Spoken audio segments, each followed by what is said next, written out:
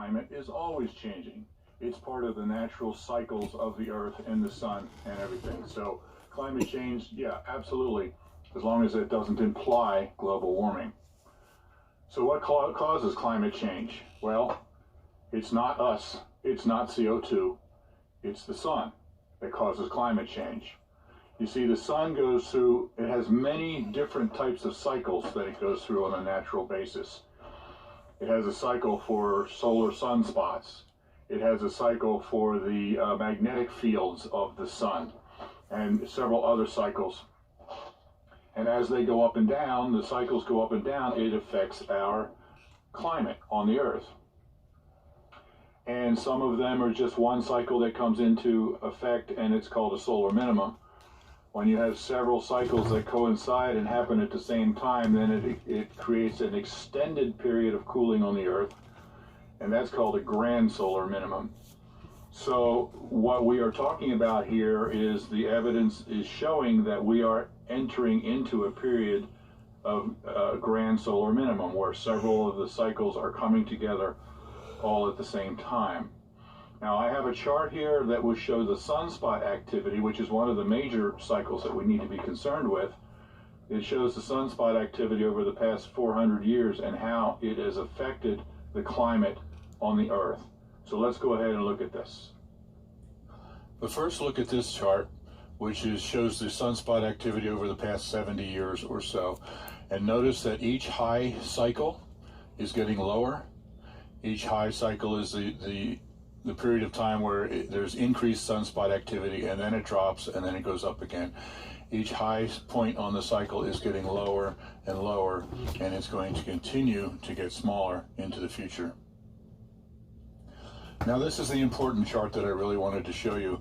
This shows the sunspot activity over the past 400 years. And notice in the starting around 1650 up through 1700, there was such a period of global cooling that it's actually now called the mini ice age.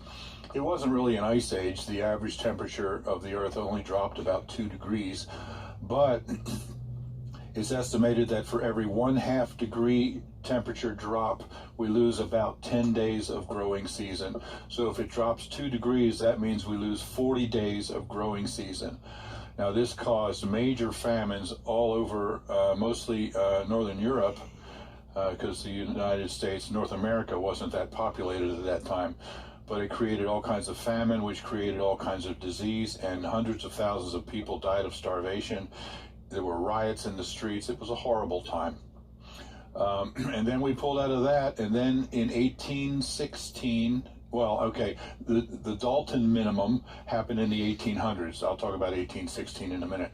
But you notice that the mini ice age in the 1600s was a grand solar minimum. The Dalton minimum, as it's called, in early 1800s was just a solar minimum. It wasn't even a grand solar minimum. But it had huge effects on our population all across the world, and it actually changed history in the United States. So what happened during the Dalton minimum? Well, the average temperature of the earth, it's estimated, fell just between 0.4 and 0.7% Celsius. Didn't even drop 1 whole degree Celsius. But that was enough to make the difference. We went into a period of cold where it started to affect the growing seasons. And then there has also been several major studies that show a correlation between a solar minimum or a reduced sunspot, reduced sunspot. Okay. The correlation between reduced sunspot activity and an increase in seismic activity in volcanoes and earthquakes. And so in the middle of the Dalton minimum, in 1815, Mount Tambora in Indonesia erupted, and it was one of the 2 largest eruptions on the earth in the past 2,000 years. And the ash from Mount Tambora spread all across the world, and that also greatly affected the cooling temperatures that were happening at the time. Now, let me go to Wikipedia and see what Wikipedia says about it. This summer, 1816, the summer after the eruption, was called the year without a summer. So here we are on Wikipedia, and we are looking at year without a summer. You can find it yourself if you just go to Wikipedia, put in year without a summer. The year 1816 is known as the year without a summer. Now, they have a lot of stuff here, and I actually want to just read to you 2 paragraphs. Starting right here, the weather itself is not a hardship for those accustomed to long winters. You know, just throw an extra log on the fire. You're only talking about less than 1 degree temperature drop. But the real problem, right here, the real problem lay in the weather's effects on crops, and thus on the supply of food and firewood. At higher elevations, where farming was problematic in good years, the cooler climate did not quite support agriculture. In May of 1816, frost killed off most of the crops in the higher elevations of Massachusetts, New Hampshire, and Vermont, as well as upstate New York. On June 6th, snow fell in Albany, New York, and Dennisville, Maine. In Cape May, New Jersey, frost was reported 5 nights in a row in late June, causing extensive crop damage.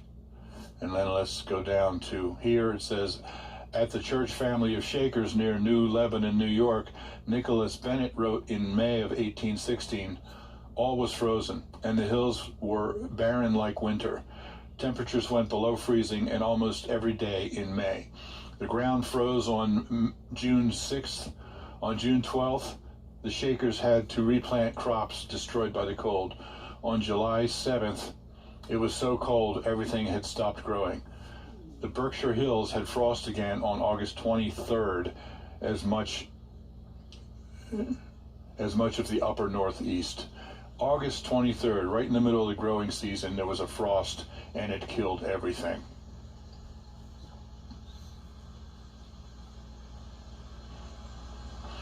And then down here in July and August, lake and river ice was observed as far south as northwestern Pennsylvania. Frost was reported as far south as Virginia on August 20th and 21st.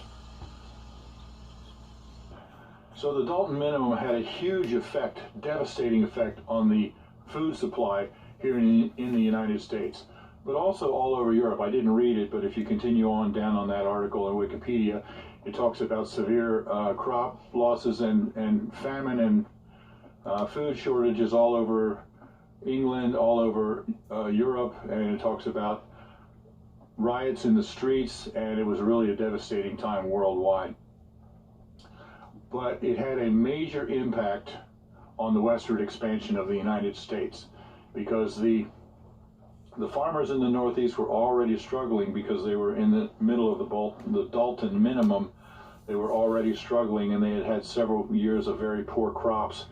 And then when the year without a summer hit and everything died and they virtually had no crops that entire year, they realized they just simply couldn't survive in the farms in the Northeast.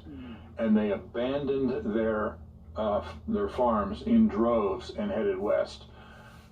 Not too long before this, it was basically discovered that the Ohio River was the highway to the west. And so these farmers all abandoned their farms.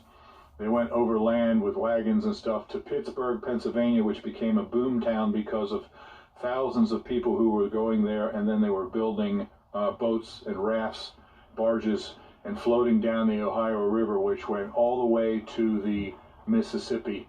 It was completely navigable except for the Falls of the Ohio, which is right near where Louisville, Kentucky is right now. And so they had to brave that one set of rapids, but other than that, they could just float right to the Mississippi. From there, the whole Midwest completely opened up.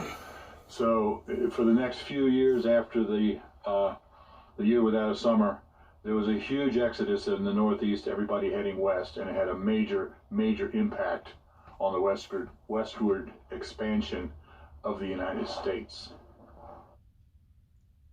So sure, you're thinking, the Dalton minimum was a terrible time, but it's not going to happen again. We're in a period of global warming now, right? Well, look at this article. And you notice up at the top, what's up with that? Underneath that it says the world's most viewed site on global warming and climate change. So this is a site about global warming, and let's see what they have to say. NASA is now saying that a Dalton minimum repeat is possible. NASA's David Hathaway has adjusted his expectations of solar cycle 24 downwards. He's quoted in the New York Times here. Specifically, he said, still, something like the Dalton minimum, 2 solar cycles in the early 1800s that peaked at about an average of 50 sunspots, lies in the realm of possible. So here's NASA, meteorologists at NASA saying that another Dalton minimum is within the realm of possibility. Now he says here that during the Dalton minimum, the average sunspots was only 50, but that's basically 50 per year.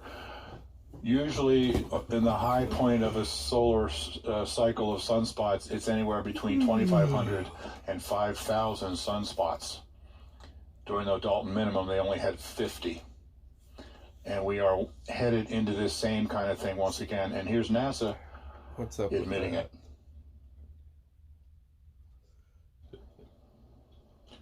Now here's a chart that shows the global temperatures basically since the time of Christ. And the solar minimums for sunspots have pretty much a 400-year cycle. So you notice that here at the beginning, around the time of Christ, they were in a solar minimum. And then you see around the year 400, there's a small dip there that was created by a solar minimum. And then in the year 800, there was another dip, which wasn't as severe, admittedly, but still it was a dip based on the solar activity in the sunspots. And then it happened again in the year 1200, and then in the year 1600 was a grand solar minimum, where it was not only the sunspots, but a bunch of the other cycles of the Earth and the Sun all came together to create that. So the next 400-year period from 1600 would be 2000. So we are, according to the 400-year cycle, about time due for another one. But we're not, though. So we go back to this chart once again, the solar activity over the past 70 years, and we see that, in fact, the solar activity is decreasing as each cycle gets lower and lower. And so we can see that it's very probable that we are heading into the next grand solar minimum. And this one is being called the Eddy minimum. And if we can use history as our guide, then it's expected that this could last as long as 50 years, with the worst part of it basically expecting to happen somewhere around the year 2030. But we are heading into it right now. As many of you already know, you just don't realize it. I say that many of you know it because, let's be frank, this has been the most unbelievable winter that most of us ever remember. Everywhere I go, I travel a lot, and everywhere I go, I talk to people who just can't believe how bad this winter was. There were literally thousands of cold weather or cold temperature records that were broken this winter, all over the upper Midwest, all over here in the Northeast. I remember we had our first major snow this year in early November, which is unheard of, and we broke hundreds of cold temperature records and hundreds of snow amount records for that date and for the month of November, all over the Northeast. And those records go back as far as 1895. I have some friends in Washington State who, they usually get a little bit of snow, but they have seen, he was telling me they've seen more snow than they've ever seen before, and he was just amazed by it. Another thing that happens in a grand solar minimum is the magnetic fields of the Earth are affected. And I'm not saying we're going to, switch poles or anything like that, but it definitely affects the magnetic fields, which greatly affects the Gulf Stream. And as the Gulf Stream changes, we are now seeing massive amounts of rain in parts of the world that usually don't get it. And this year in the United States, in fact, has been, the past 12 months have been the wettest, rainiest season on record since 1895. And we're now seeing the results of that. But just let me show you a little bit of what's happened weather-wise in the past year. That is showing that we are entering into the grand solar minimum. It really started a year ago, but this past winter was when we really began to feel it. So let me show you that. But first, let me start with this. Many people believe that the ice packs are melting, and that did actually happen for a while in the late 1990s, but it's been recovering ever since. And here you can see the difference between August 2012 and August 2013, that the Arctic ice pack grew by 532,000 square miles. So let's start with Hawaii. There was an absolutely unprecedented historical winter storm this past winter in Hawaii. This is Mount Haleakala, which is over 10,000 feet, and it's on the island of Maui, I think. Yeah, and it occasionally gets a dusting of snow, but this storm, the snow at the top was measured in feet, not in inches. And it only occasionally gets snow. There hasn't been snow here for several decades. But when it does snow, like I said, it's only in inches. And the lowest recorded snow on the mountain it came down as far as 7,500 feet, and that was in 1952. This storm, the snow came down as far as 6,200 feet. And in fact, Poli Poli State Park is at about 6,500 feet, and this is the first time snow has ever been recorded in the state park since they started keeping records in 1895. And many people drove up to the park just to see the snow. And from the Honolulu National Weather Service, the first one that I already talked about is the first time the state park has seen snow. The second one, historic storm hurls huge waves and 191-mile-an-hour winds at Hawaii. That was on the top of the mountain, and before this, the previous record was 120-mile-an-hour winds. So this storm not only broke the record, but absolutely smashed them. And then the next one, 60-foot waves possible from this storm. That a 60-foot wave is mind-boggling to me. Snow. I follow a channel called Phi Nith, and she put up these pictures of snows like she has never seen before. She's in southern Wyoming, and she just talks about how incredible the snow was this year. In fact, she's had snow late into the season. There are records, snow records and cold records like this being broken, have been broken all over the United States this past winter and even into the late spring. This is a picture that a friend of mine put up on his Facebook account, and this is outside of his house. Now, he lives in Arizona, but he doesn't live in northern Arizona up in the mountains or up near the Mogollon Rim or whatever, where they regularly get snow. This picture is taken in Tucson. Tucson, that's like a couple miles from the Mexico border.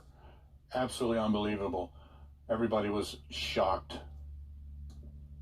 Colorado Springs, breaking snow records and cold records for the month of May. And here's an officer from the Nevada Department of Water Resources, and he's thrilled because the snowpack right now is 88% above the average for this time of year. Now that's great news for the water supply, but it just shows the increased snow amounts as we head into the grand solar minimum. And don't think this is just limited to North America or to the Northern Hemisphere. It's infecting the entire world. In fact, here's a comment that I got recently on my YouTube channel from one of my followers.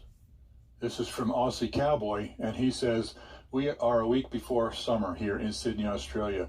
We're sitting here with the heater on. It's supposed to be at least 25 degrees Celsius, and it was 8 degrees Celsius today." Australia freezes over. Temperatures plunge to -10 C, and ski resorts open the slopes early as winter hits with a bang. Big freeze, huge snowfalls see ski resorts open early as big freeze sweeps across southeast Australia. Now, I could go on and on documenting the record cold and the record snow that happened this past winter, but you get the idea. It's happening all over the world. And now that we're into summer, into spring, here in the United States, we've had absolutely unprecedented amounts of rain and flooding because of the changing jet stream because of the grand solar minimum. And that's going to put a huge effect on the availability of food, and it's just beginning. You know, like I said earlier, if it's a couple degrees colder, as far as living, it's no big deal. You just throw another log on the fire. You know, you just turn your thermostat up a little bit more. The main issue is with food and cold crop losses. And this video is already getting too long, so I'm going to end it here. But in my next video about the grand solar minimum, I'm going to talk about what's happening all over the United States and worldwide with the food already being affected, and things are not being planted, and we're going to be seeing huge food increases or food price increases in the future. But I'll talk more about that in the next video. Now, if you'd like to find out more information about this, and don't just take my word for it, two of the main sources that I use are two YouTube channels. One is called Adapt 2030, and the other one is called Ice Age Farmer. And they do a lot more research than I ever have the time to do, and they show an awful lot of this stuff. That's where I got a lot of this information. I also just went to Google and I just searched, you know, grand solar minimum. I searched year without a summer, things like that. It's there. The information is online if you just know what you're looking for and you search for it. But you are not going to hear this in the media, the liberal media. They're either just ignoring it or they're covering it up for political purposes, and that's something else that I will get into in later videos of why they're doing this. Now, like I said earlier, if you are someone who believes in global warming, I hope you've at least listened with an open mind and begin to look at the other side of the science that is not being given to us through the media. So I know it's scary for me too, but the main thing is to be prepared. The guy on Adapt 20 always likes to say, don't be scared, be prepared. And being prepared, the first step is to know what is about to happen. So I'm not going to say I hope you enjoy this video because it's heavy stuff. It really is. But please like the video and spread the word, because this is just not getting out in the media. Spread the word to everybody you know about the grand solar minimum that's coming and what it means to us. And then be on the lookout for my next videos that will talk more about the food, the crop losses that are going to be happening because of it. All right, everybody, be blessed. We'll talk to you next time.